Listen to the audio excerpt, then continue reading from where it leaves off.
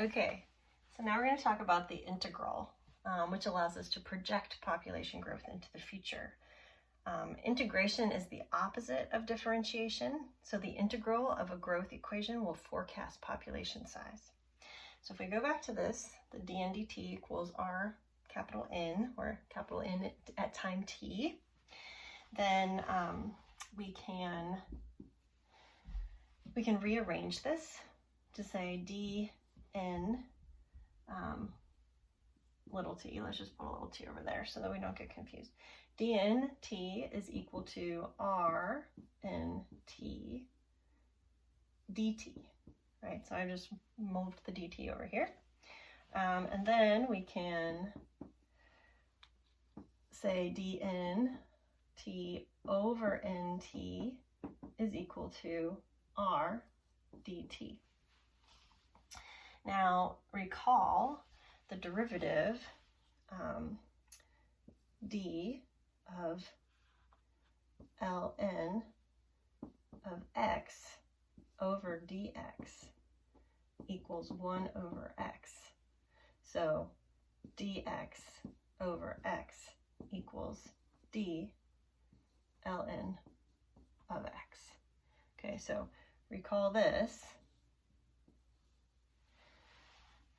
Thus, if we go back here, we get the d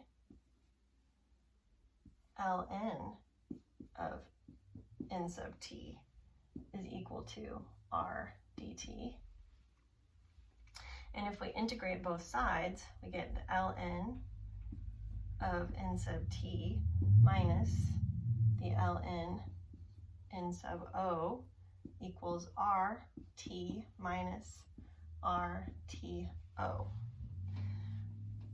Then the ln of n sub t divided by n sub o equals r t minus t sub o. And then we get nt divided by n sub o equals e to the r t minus t sub o, and nt equals no times e to the r t minus t sub o. Now if t sub o equals 0, if this goes to 0, then we get the more standard form of this. N sub t is equal to n sub o e to the r t. All right, so hopefully this is familiar from the reading. And this gives the population growth rate as an output. This gives the population size as an output. And we can basically rewrite the rate in the base of E. So if we have lambda represent the finite rate of increase, and R is the instantaneous rate of increase, then we can rewrite the rate in the base of E as E to the R equals lambda, where R equals the ln of lambda.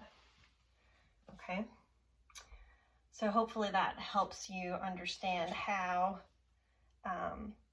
we get from here to here, and then also gives you two other tools, two other equations that can be really helpful in solving problems dealing with both the finite and the infinite rates of increase that are both useful in population ecology. Okay, to erase the board.